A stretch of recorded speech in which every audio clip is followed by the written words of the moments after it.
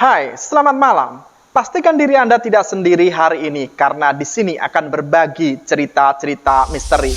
Dan cerita misteri kali ini adalah manusia kanibal pemakan mayat. Sobat misteri, jangan lupa subscribe, like, and share video ini agar channel ini semakin berkembang dan saya bisa selalu menyajikan cerita-cerita misteri selanjutnya. Langsung saja kita simak setelah yang satu ini. Dan cerita misteri ini dimulai dari jasad nenek 81 tahun yang baru dikubur selama kurang dari 24 jam hilang misterius. Rupanya jenazah tersebut dibawa seseorang menuju rumahnya. Peristiwa yang terjadi pada 11 Januari 2003 itu sontak menggegerkan sebuah desa kecil di Purbolinggo bernama Desa Mojo Tengah. Warga yang kaget dengan pembongkaran makam nenek yang diketahui bernama Mbok Rinah itu langsung melaporkan kejadian tersebut kepada pihak berwajib. Tanah kuburan yang masih basah itu pun mengantarkan jejak pelaku kepada seseorang pria paruh baya berusia 32 tahun bernama Sumanto. Dan siapakah Sumanto ini? Sumanto dilahirkan pada tanggal 3 Maret 1971. Ia merupakan anak sulung dari 5 bersaudara, masing-masing bernama Mulyati, Karyono, Maryati, dan Mulyanto. Masa kecilnya termasuk berkecukupan karena warisan yang diperoleh ayahnya dari kakek dan neneknya. Dan Sumanto menempuh pendidikan dasar di SD negeri lingkungan sekitarnya dan ia dipanggil dengan nama Suman oleh teman-temannya. Wow, nama yang keren mungkin waktu itu sobat misteri. Sifatnya sebagai anak badung atau anak yang nakal mulai terlihat pada saat itu. Meski ia masih tetap mampu lulus sekolah dasar, niat untuk masuk ke SMP negeri terhalang karena nilai EBTANAS yang diraihnya tidak mencukupi. Sumanto pada akhirnya mengulang kelas 6 di SD negeri yang berbeda dari SD yang sebelumnya dan ia lulus setahun berikutnya.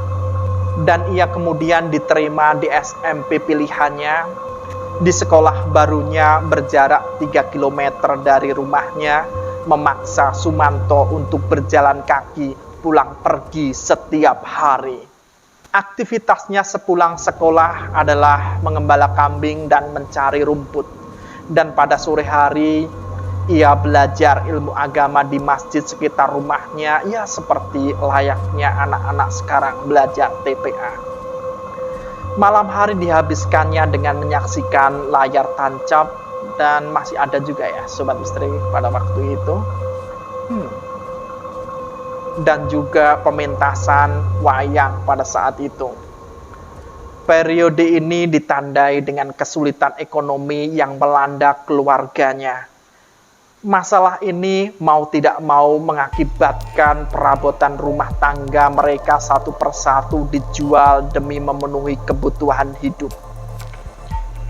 Ya pada saat itu mungkin saja menjual kursi, menjual lemari, menjual kasur gitu ya sobat misteri ya.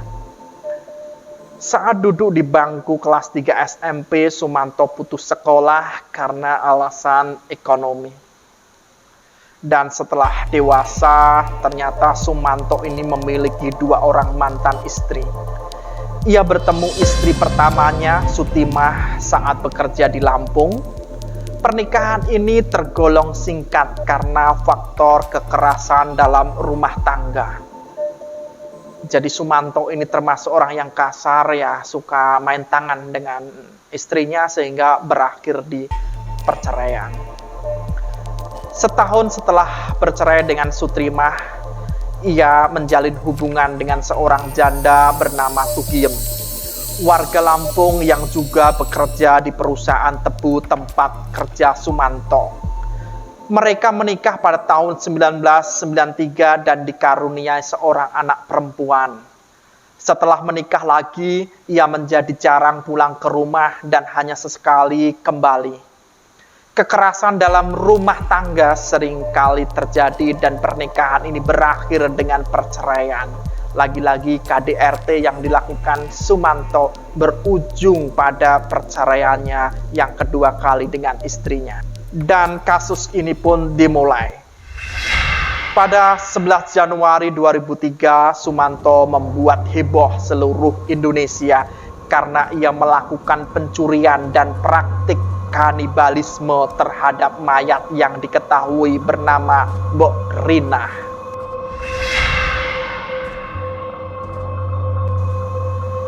Setelah pihak kepolisian melakukan penyelidikan selama beberapa hari, akhirnya Sumanto berhasil ditangkap di rumahnya tanpa melakukan perlawanan. Ia juga mengaku sebelumnya pernah memakan 2 mayat lain saat ia masih bekerja di perkebunan tebu di Lampung. Saat itu, Sumanto berguru ilmu sakti pada seorang bernama Taslim. Menurut pengakuan Sumanto, ilmu sakti mulai dari kebal, ketenangan batin, sampai menghidupkan orang mati dapat dikuasainya jika 7 tumbal berhasil dilengkapi dengan cara memakan mayat. Dan kesaksian Sumanto dalam reka adegan setelah penangkapannya, ia menceritakan cara Sumanto membongkar kuburan setelah memangsa mayat Mbah Rina. Dalam rekonstruksi itu terungkap, Sumanto menggali kuburan seorang diri dengan 2 tangannya. Ia menggali kuburan. Setelah mayat Mbah Rina dikeluarkan dari liang kubur, kain kafan yang membalutnya dilucuti dan ditinggalkan begitu saja. Mayat kemudian dimasukkan ke dalam karung plastik, lalu diangkut dengan sepeda ontel menuju rumahnya yang berjarak sekitar 1,7 km. Setelah itu, Sumanto meletakkan mayat Mbok Rina di pekarangan rumahnya, lalu sambil duduk Sumanto menyayat daging mayat itu dengan sebilah pisau. Waduh, ngeri-ngeri sedap. Yang pertama yang dilakukan adalah mengiris daging kemaluan Mbok Rina.